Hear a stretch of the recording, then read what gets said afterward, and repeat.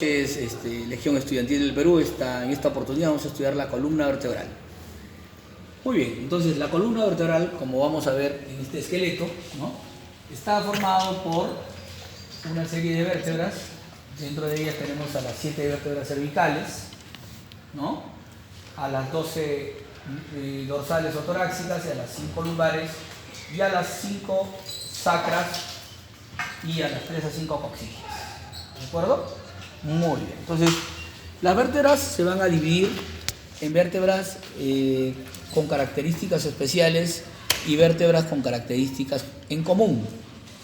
Con respecto a las vértebras con características especiales, podemos hacer mención de la primera vértebra cervical, llamada también atlas. Esta vértebra se caracteriza porque no tiene cuerpo.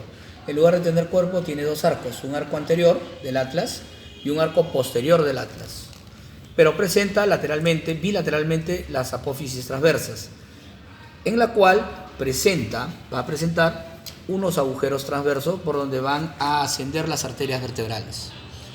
La característica de las cervicales es que todas van a presentar, ¿no?, estos agujeros transversos. En algunos casos la séptima no va a tenerlos, estos agujeros transversos. Las otras 6 sí o sí van a ser constantes. Vamos a encontrar el arco anterior del atlas, ¿no? Voy a pintar acá el tubérculo del arco anterior del atlas. También hay un tubérculo en el arco posterior del atlas. Y vamos a encontrar además en la parte superior las famosas cavidades glenoideas. Cavidades glenoideas del atlas, los cuales se articularán con los cóndilos del occipital. Nos van a permitir movimientos como la flexión y la extensión del cuello. Vamos a observar también que en este arco anterior del atlas, pero en su cara posterior, la presencia de una fobia, ¿no?, fobia dentis, para la articulación ¿con quién? Con la apófisis odontoides. Y esto nos va a permitir movimientos como la rotación derecha y rotación izquierda. Vamos a observar también que esta primera vértebra vértebra cervical, llamada Atlas, ¿no?, se llama así por el personaje mitológico Atlas, que sostuvo el mundo en los hombros, ¿no? Presenta un agujero raquídeo bastante extenso, ¿no?, bastante grande, redondeado, ¿no? Y vamos a también observar que presenta unos tubérculos en las apófisis transversas, tubérculo anterior y posterior de la apófisis transversa. Luego va a tener unos canales, ¿no? Este canal, ¿para quién? Para las arterias vertebrales. ¿Dónde están? Están a este nivel. En la cara inferior va a presentar unas carillas articulares, también llamadas facetas articulares. ¿Para quién? Para las carillas articulares de la segunda vértebra cervical, en este caso el axis, para articularse la articulación atlaxoidea, ¿ya?, entre el atlas y el axis. Evidentemente el axis con su apófisis odontoide le va a hacer acá un pivote, ¿de acuerdo?, para poder girar para la derecha y para la izquierda. Muy bien, ¿qué más tenemos?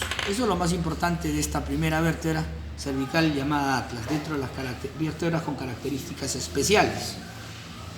Luego vamos a tener esta segunda, llamada axis, que evidentemente su característica más importante es la apófisis odontoides, la cual se le puede referir como una base de la apófisis odontoides, un cuerpo y un vértice de la apófisis odontoides. En la cara anterior presenta una carie articular, ¿no?, que ya hemos visto que sirve para articularse con la fobia dentis de la cara posterior del arco anterior del atlas, ¿sí?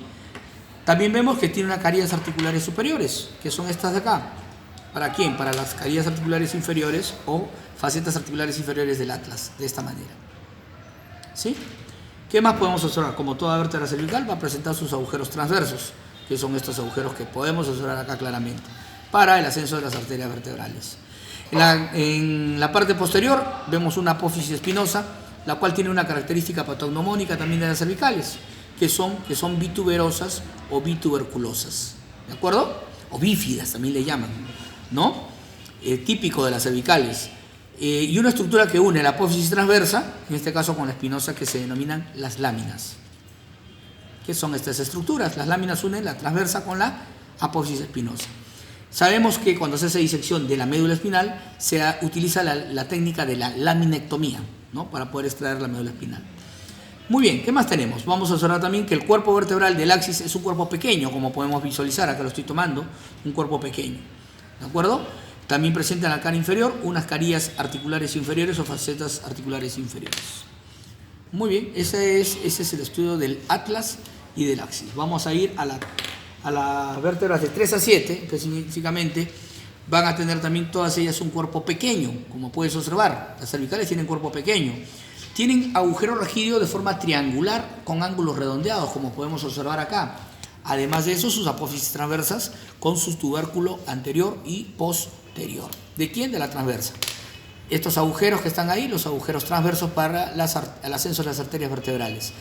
Las carillas articulares superiores siempre hacia posterior, ¿no? En la apófisis transversa, como podemos ver acá, ¿no? Ya que el cuerpo es ventral y la espinosa evidentemente es dorsal. Acá esta es bituberosa, bituberculosa. En este caso esta se ha roto un poquito y por eso no se ve la apófisis espinosa, la cual es bífida. Pero algo que es característico de esta de 3 a 7 son estos cachitos, que se llaman las famosas apófisis uncinadas o apófisis unciformes. ¿De acuerdo? ¿Que dónde están? En la parte superior del cuerpo de la vértebra cervical de 3 a 7. Evidentemente también está la apófisis espinosa, la transversa con sus famosas láminas de unión.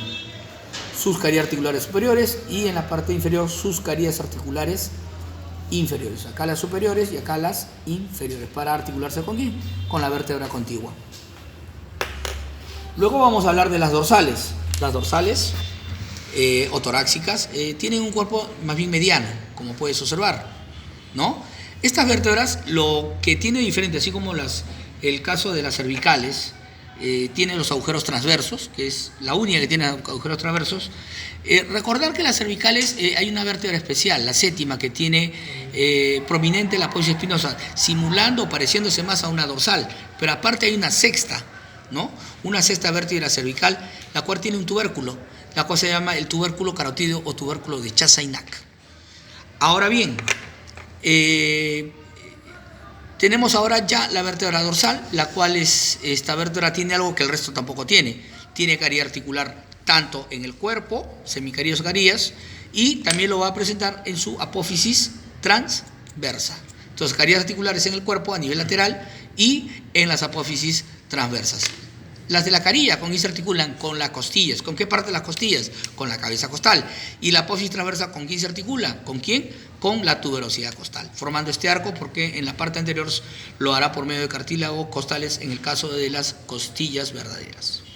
Muy bien, cuerpo vertebral, pequeño. El agujero raquídeo es más bien redondeado y más pequeño. ¿Por qué? Porque a nivel dorsal no hay engrosamiento en la médula, solamente hay intumescencia cervical e intumescencia lumbar. ¿Por qué son estos engrosamientos de la médula? Porque la médula tiene en la intumescencia cervical, da inervación al famoso plexo braquial. Y a nivel lumbar es más grueso también porque ahí da la inervación al plexo lumbosacro. A nivel dorsal nosotros no tenemos miembros, ¿no? Por eso se adelgaza, ¿no? Y se hace redondeado más bien el agujero raquídeo. Por eso la médula espinal, dependiendo del segmento, ¿no? Va a cambiar su forma, ¿de acuerdo? Y también las astas, tanto anteriores como posteriores. Y en el caso de las dorsales solamente va a presentar astas laterales, así como a nivel sacro. Muy bien, cuerpo vertebral, esto que va a unir la apófisis transversa con el cuerpo se llama los pedículos, ¿no?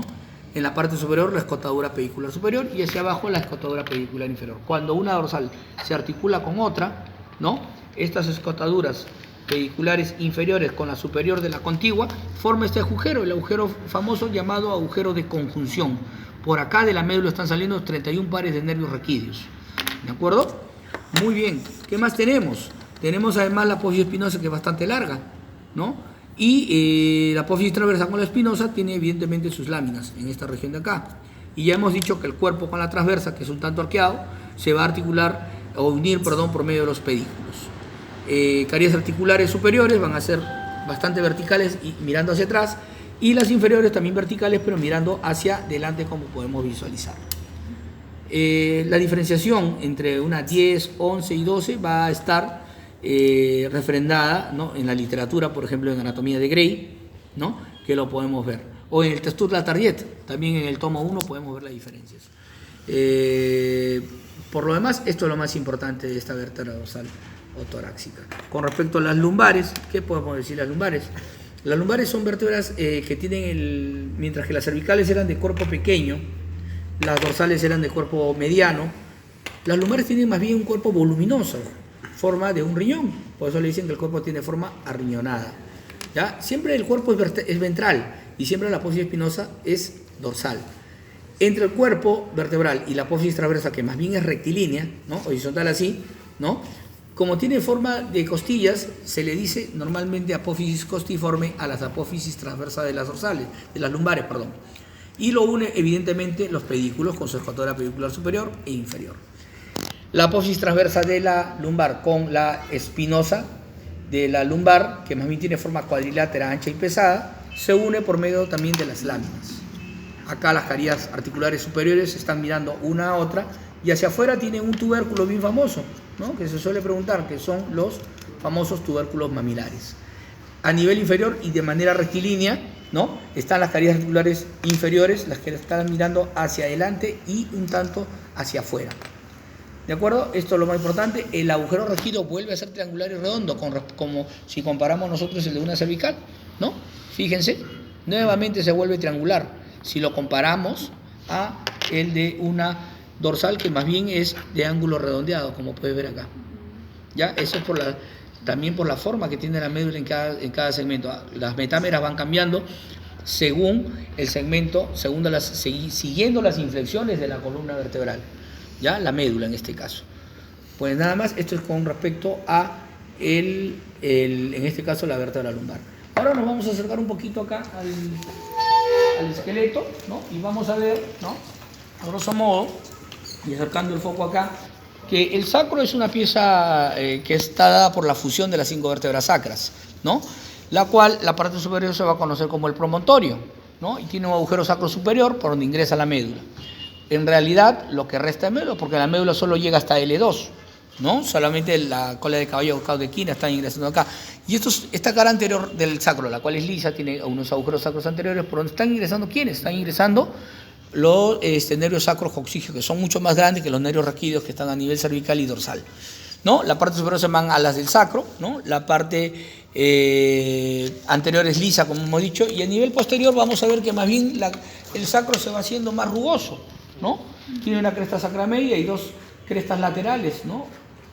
Posterolaterales, que son la sacra media no viene a ser otra cosa que el esbozo o el rudimento de la apófisis espinosa, y las crestas posterolaterales vienen a ser el rudimento de las apófisis transversas. También tienen sus agujeros sacros posteriores, por donde están saliendo nervios sacros coxígeos posteriores. Acá tenemos un agujero que se llama el hiato del sacro, ¿no? Y estas astas del sacro, y acá hay una caridad articular, ¿para quién? Para el coxis, donde van a estar las astas transversales del coxis, que van de 3 a 5, y ahí es donde está la variante anatómica entre 206 a 208 huesos. A nivel lateral, unas carillas articulares para articularse con los coxales, y en la parte posterolateral unas superficies fenestradas, o sea, con agujeritos llamadas, que se van a conocer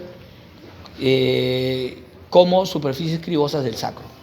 ¿De acuerdo? La parte superior, ese es el conducto sacro superior, las alas del sacro, y la parte lateral evidentemente también tiene sus carillas auriculares. Nada más con respecto a columna vertebral. Espero que nos sigan en el canal, pongan el like y nos vemos en sus videos de anatomía con ampudia. Muchas gracias.